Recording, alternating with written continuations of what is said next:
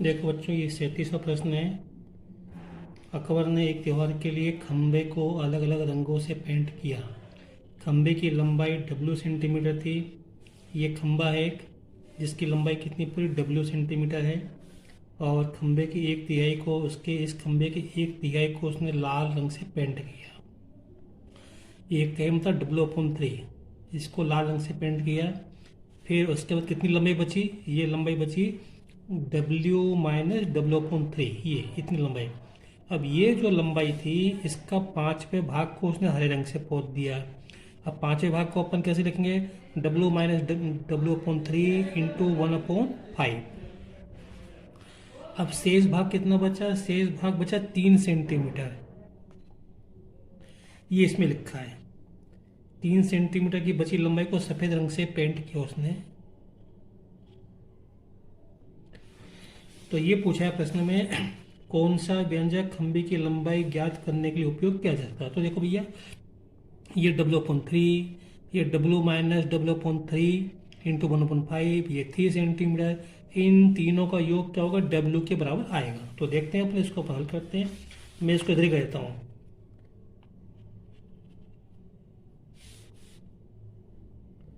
ये W/3 plus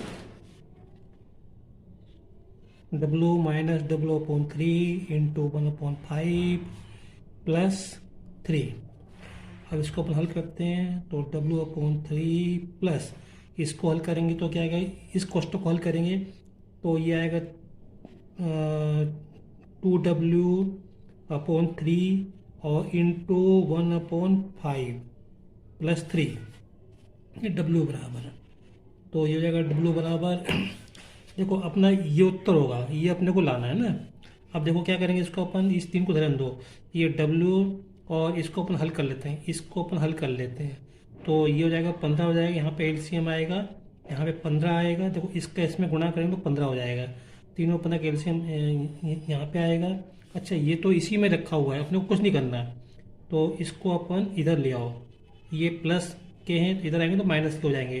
तो W/3 minus 2W/15 बराबर में 3। तो ये वाला W minus W/3 minus 2W/15 equal to 3। ये वाला उत्तर सही है।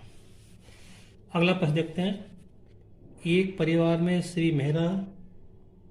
श्रीमती मेहरा 3 वर्ष से बड़े हैं। उनका एक पुत्र और एक पुत्री है। पुत्री अपने पिता से 35 वर्ष छोटी है और पुत्र अपने माता से 25 वर्ष छोटा है। पुत्र की आयु में कितना अंतर है? तो देखो, तो यहाँ पे अपन x मानने, x आयु मानेंगे तो x अपन आयु किसकी मानेंगे? मेहरा जी की मानेंगे या श्रीमती मेहरा की मानेंगे?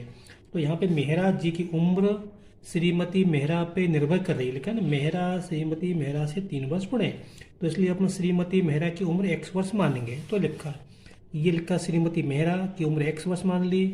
तो मेहरा जी क्या बड़े हैं? कितने बड़े हैं? 3 साल। तो मेहरा जी की उम्र क्या हो जाएगी? x+3। अब क्या लिखा है? उनका पुत्री है। पुत्री अपने पिता से 35 वर्ष छोटी है। तो पुत्री की उम्र, पुत्री इनसे छोटी है, कितनी छोटी है? 35 वर्ष।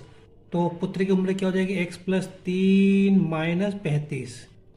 पुत्री अपने पिता से 35 वर्ष छोटी है। फिर क्या लिखा है? पुत्र अपनी माता से 25 वर्ष छोटा है। पुत्र अपनी माता से छोटा है, कितना? 25 वर्ष। तो x-25, ये हो जाएगी पुत्र की उम्र। तो अब ये होगी पुत्र की उम्र कितनी होगी कुल मिला के? x, इसको हल करेंगे तो x-32 और पुत्र की उम्र क्या है? x-25।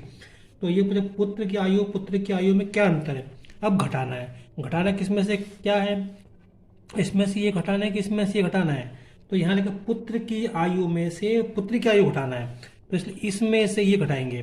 तो मैं घटा देता हूँ पे x-25 माइनस, इसको घटाएंगे दोनों के चिन्ह बदल जाएंगे, x+32, ये x से x कट जाएगा, -25 + 32 कितना आएगा? 7 वर्ष आएगा, 7 अंतर आएगा। तो ये वाला सही है।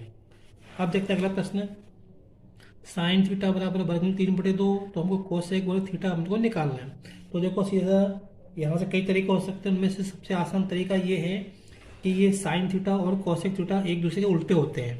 तो कोसेक थीटा क्या होता है, COSE से कोसेक थीटा होता है 1/साइन थीटा। तो ये 1/साइन थीटा का मान वर्गमूल 3/2 ये आएगा, वर्गमूल 3/2। ये जाएगा उलट जाएगा, ये उलट जाएगा तो ये 2 ऊपर जाएंगे, बटे वर्गमूल 3। ये कोसेक थीटा का मान आया 2/वर्गमूल 3। तो हमको तो वर्ग निकालना है, तो हम इसका इन दोनों का वर्ग करेंगे। तो इन दोनों का वर्ग करने पे क्या हो जाएगा, 4/3 आएगा। तो ये रहा अपना उत्तर, ये रहा 4/3। अब उसके किसी समचतुर्भुज के विकर्णों की लंबाई 8 सेंटीमीटर 6 सेंटीमीटर, तो उस समचतुर्भुज की भुजा क्या है। अब सबसे पहले तो हमको ये मालूम होना चाहिए कि समचतुर्भुज क्या होता है। तो समांतर चतुर्भुज जिसकी चारों भुजाएं बराबर होती हैं उसको अपन समचतुर्भुज कहते हैं। तो मैं इसको यहाँ पे बनाने का प्रयास करता हूँ, देख लेना आप, समझ में आ जाएगा शायद।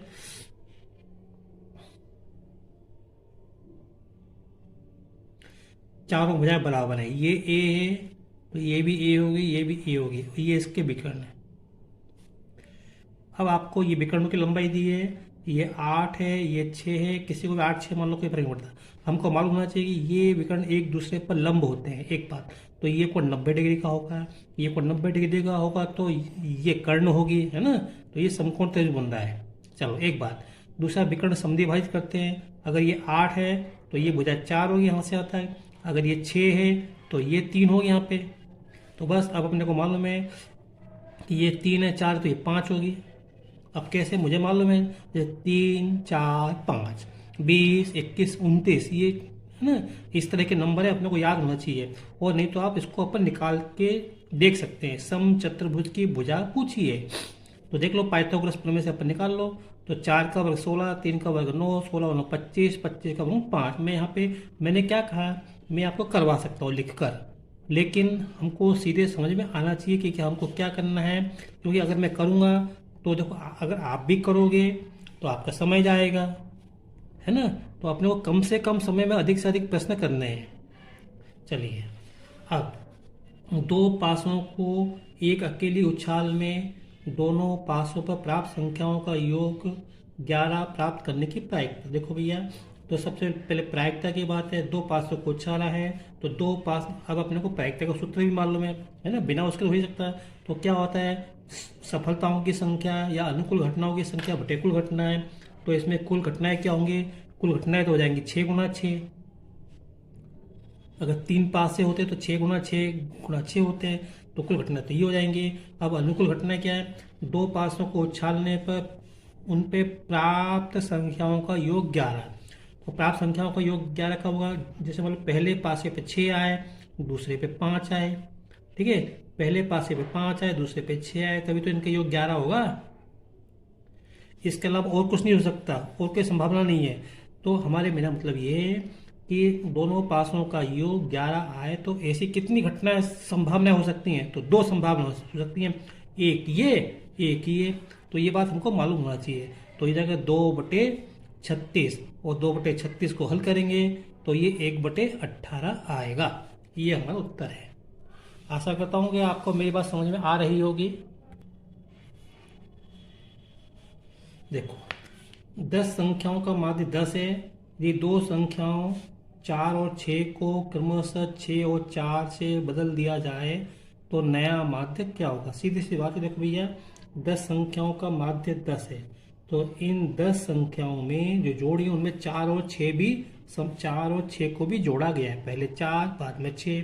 अब प्रश्न में ये कहा है कि अगर अपन 4 के स्थान में 6 लिख दें, 6 के स्थान में 4 लिख दें तो नया माध्य क्या होगा। तो ऐसा बच्चों, जब अपन बदल देंगे तो योग नहीं बदलेगा, जब योग नहीं बदलेगा तो माध्य भी नहीं बदलेगा। देखो मैंने समझाया यहाँ पे 4 6 7 8 9 11 12 13 14 15 16 ये संख्या है। कितनी संख्या, 2 3 4 5 6 7 8 9 10 संख्या है, ठीक है। इनका योग जो भी है, तो यहाँ पे मैंने 4 और 6 जोड़ा। अगर मैं इसको काट के पहले 6 जोड़ दूं बाद में 4 जोड़ूं तो योग नहीं बदलेगा। तो योग नहीं बदलेगा, ठीक है ना। तो इसलिए माध्य भी नहीं बदलेगा क्योंकि संख्या तो उतनी है। तो यहाँ पे माध्य अगर 10 है तो अभी भी माध्य 10 ही रहेगा। अगला सवाल देखते हैं। एक एपी मतलब समांतर श्रेणी 6, 9, 12, 15 का 20वां पद है। तो इस श्रेणी का 20वां पद क्या है? तो हमारे पास एक तो तरीका ये है कि हम इनको फैला रहे 6, 9, 12, 12 के बाद 15, 15 के बाद 18, 18 के बाद 21। अगर हम ऐसे करते रहें तो सुबह से शाम हो जाएगी और हमारा समय निकल जाएगा, हम आगे के प्रश्न हल नहीं कर पाएंगे। तो सीधे ध्यान रखो, 20वां पद क्या होता है? 20वां पद होता है a प्लस 19d। अब 19 कैसा है ये भी आपको मालूम होना चाहिए। n-1 20 माइनस 1, ये 20वां पद a प्लस 19d। a का मान कितना है? 6 प्लस 19। d का मान कितना है? 9 में से 6 गए तो 3, 19 से 57 और 6 63। तो ये वाला उत्तर होगा। तो अगर हम फैलाएंगे 6, 9, 12, 15 ऐसे हम करेंगे तो 20वें नंबर पे क्या आएगा? 63 आएगा। आप चाहो तो कर लेना फुर्सत में, ठीक है। चलो आगे देखते हैं। त्रिभुज ए बी सी और त्रिभुज पी क्यू आर में कोण ए बराबर कोण क्यू तथा कोण सी बराबर कोण आर है। तो इसमें से क्या सही है ना, ये बताता हूं मैं।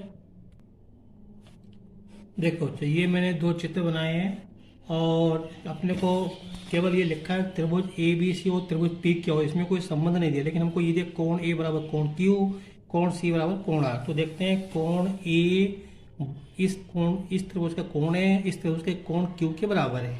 फिर कोण सी, ये कोण सी कोण आर के बराबर है। तो इसका ये कोण इसके बराबर है, ये कोण इसके बराबर है। तो ये तीसरा कोण मतलब बी इस तीसरे कोण के बराबर होगा, मतलब पी के बराबर होगा। तो एक बात तो निश्चित है, अगर किसी त्रिभुज के दो कोण दूसरे त्रिभुज के दो कोणों के बराबर होंगे तो दोनों त्रिभुज क्या होंगे? समरूप होंगे, ठीक है। अब समरूप होंगे तो ठीक है ना। तो इसको अपन कैसे लिखेंगे? त्रिभुज ए, ये एक लिखने का तरीका है। त्रिभुज ए बी सी समरूप है त्रिभुज। तो यहाँ पे कोण ए किसके बराबर है? कोण ए क्यू के बराबर है। तो यहाँ पे पहले क्यू लिखेंगे। फिर कोण बी किसके बराबर है? कोण बी पी के बराबर, तो पी लिखेंगे। और फिर सी किसके बराबर है? सी आर के बराबर है, तो ये लिखेंगे। तो ये सही तरीका है, ठीक है। तो यहाँ पे ये लिखा है त्रिभुज ए बी सी समरूप है त्रिभुज आर क्यू पी आर। त्रिभुज क्यू पी आर, ये वाला प्रश्न सही, ये उत्तर सही है।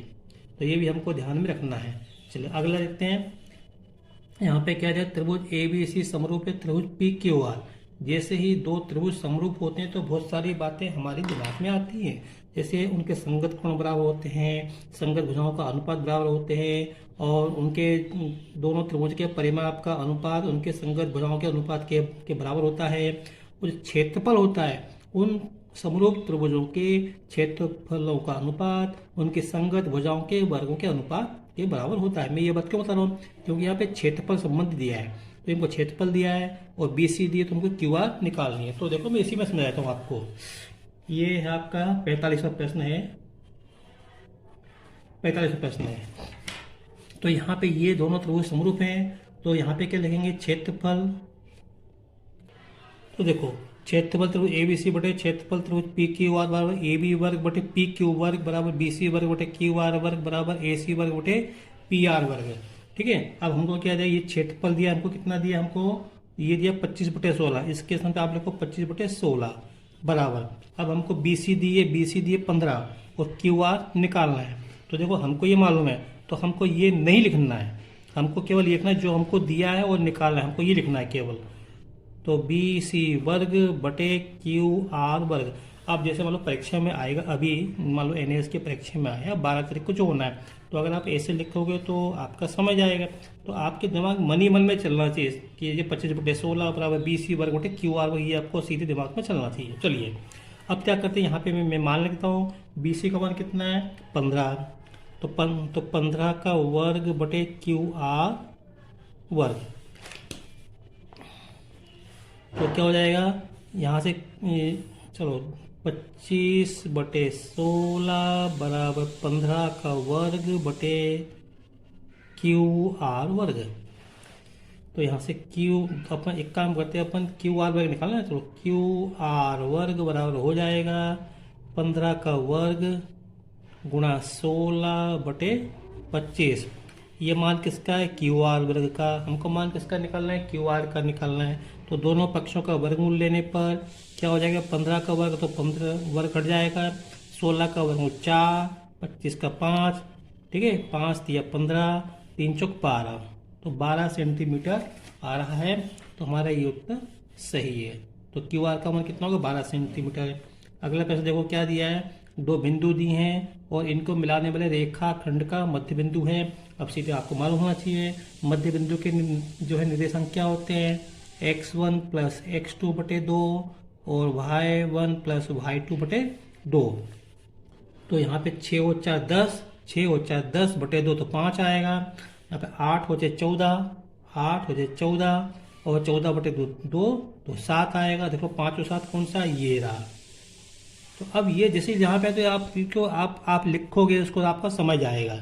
चलिए फिर देखते हैं, एक आदमी पूर्व की ओर 15 मीटर जाता है, फिर उत्तर की ओर 20 मीटर जाता है। आदमी की प्रारंभिक बिंदु से दूरी क्या है? चलो मैं यहाँ पे खड़ा हूँ, ठीक है, यहाँ से मैं कहाँ गया, पूर्व की ओर। पूर्व मतलब इस तरफ। जब हम कागज में बनाते तो ऐसे बनाते हैं, ये पूर्व है 15 मीटर, फिर यहाँ से गया उत्तर की ओर। उत्तर की ओर मतलब यहाँ पे गया, कितना गया, 20 मीटर, 20 मीटर।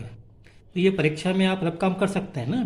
फिर अब ये पूछा है प्रारंभिक बिंदु, प्रारंभिक बिंदु ये रहा और अब यहाँ पे आ गए तो ये दूरी कितनी है। जैसा कि आप देख रहे हो ये समकोण त्रिभुज बन रहा है, ये हमको कर्ण की लंबाई निकालना है। तो क्या मालूम है, वही पाइथागोरस प्रमेय से मैं सीधे कर रहा हूँ। पाइथागोरस प्रमेय से 15 का वर्ग प्लस 20 का वर्ग और इसका वर्गमूल। तो अब देखो ये आएगा 15 का वर्ग 225 और 20 का वर्ग 400, दोनों को जोड़ेंगे तो 625 आएगा और 625 का वर्गमूल कितना आएगा, 25 आएगा।